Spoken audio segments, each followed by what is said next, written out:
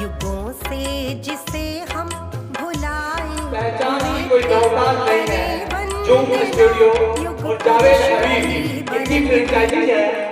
बहुत ही कम समय में इन्होंने अपने बलबूते पर एक एम्पायर खड़ा किया है। इनके लिए हम क्या कहें, ये जो बोलेंगे ये खुद ही बोलेंगे।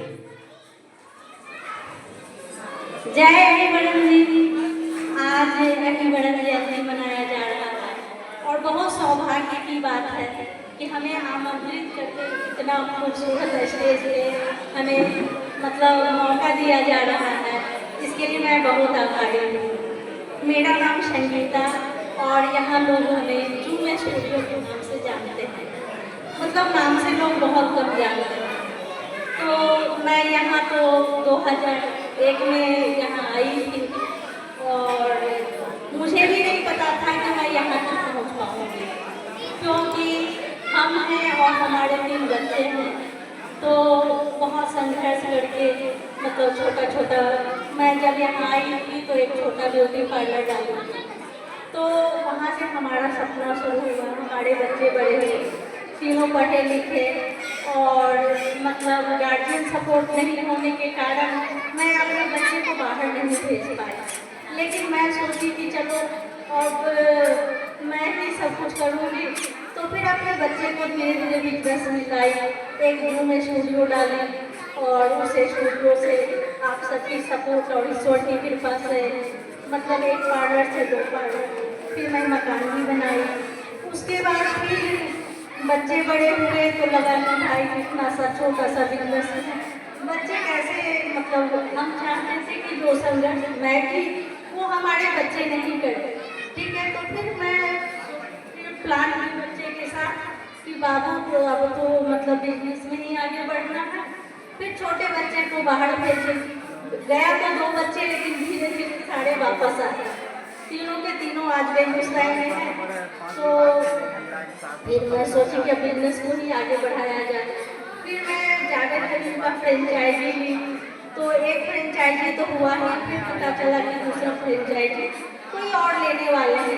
तो फिर हमको लगा कि बिजनेस में फिर परेशानी होगी। बेगूसराय इतने बड़े शहर नहीं है जहाँ की मतलब 10 फ्रेंचाइजी डाला जाए। फिर हम लोग प्लान किए कि नहीं चलो दूसरा फ्रेंचाइजी भी खुद ही ले लेते हैं, क्योंकि हमारे 3 बच्चे हैं तो हमारा 3 बिजनेस भी होना चाहिए। तो आज आप सबकी सपोर्ट से, ईश्वर की कृपा से हमारे पास 4 बिजनेस है और बच्चे भी हमारा सपोर्ट करते हैं और हम बच्चे का सपोर्ट करते हैं। तो मतलब भाग-दौड़ की जिंदगी में हम लोगों से बहुत कम मिल पाते हैं और लगन में मिलना होता है सभी को। तो लगन का बिजनेस है जो हम लगन में तो बस अपने लगन में लगे। ठीक है, तो उस समय मैं लगन में भी शामिल नहीं हो पाती, इसलिए सबके मतलब सबको हम क्षमा चाहते हैं कि क्योंकि मैं आ ही नहीं पाती हूँ। लगन में हमारा कोई मतलब दिन तो मेरा है लेकिन रात किसी और का है, क्योंकि हमारा नाइट सर्विस भी होता है, फील्ड में होते हैं कभी 2 बजे, कभी 1 बजे, कभी 3 बजे, कभी 4 बजे सुबह। तो हम लगन में शामिल नहीं हो पाते हैं, इसके लिए क्षमा चाहते हैं। लेकिन मैं चाहूँगी कि ऐसा सभा हमेशा हो ताकि कम से कम साल में 1 बार तो लोगों से मिले। ठीक है, हमारा पहचान बनाने वाले आप लोग ही हैं, आप लोग के सपोर्ट से हमारे बच्चे भी हैं। तो मैं यही कहूँगी कि बहुत आज मैं खुश हूँ और मैं आगे संगीता जी के बातों से हम एक बात से असहमत हैं। ये बोली संगीता जी 2 मिनट। संगीता जी बोली कि मेरी पहचान आप लोगों ने ही बनाई है, लेकिन आपको मेरा इनको मन पे लाने का एक ही मकसद है, यहाँ पे जितनी भी महिलाएं हैं वो समझें कि आप कमजोर नहीं हैं। यदि आप चाह लें तो दुनिया की कोई भी समस्या नहीं रहती है। इन्होंने मेरे पास कुछ भी नहीं थे, मेरी कोई पहचान भी नहीं थी।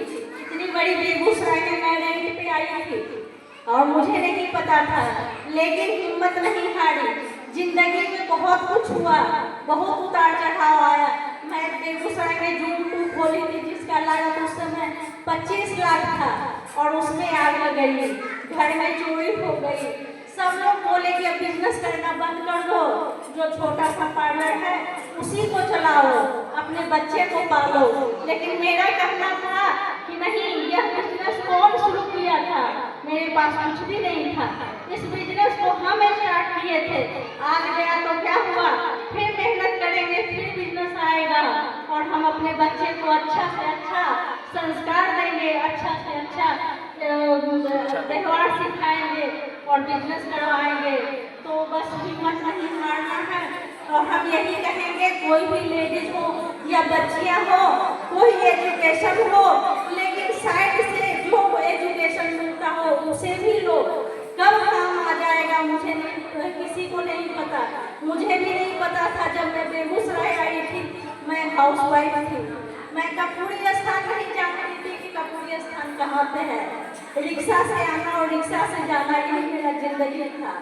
लेकिन लोग समझते थे कि इसको तो जिस तरह से रखूंगी बस अंधा बन करके रखना है, लेकिन भगवान की कृपा थी और लोगों का सपोर्ट था और मेरा मतलब स्वाभिमान था कि नहीं, मैं भी इंसान हूँ, मैं भी कुछ करके दिखाऊंगी।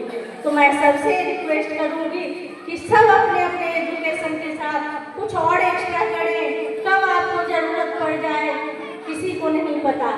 तो मैं यही कहूँगी कि सब आगे बढ़ो और हिम्मत नहीं हारो, हिम्मत ही तुम्हारा पहचान है। अगर हिम्मत हार जाओगी तो लोग तुम्हें पहचान, तुम्हारा पहचान भी मिटा देंगे। तो अपना पहचान बनाए रखिए। नमस्कार। नमस्कार।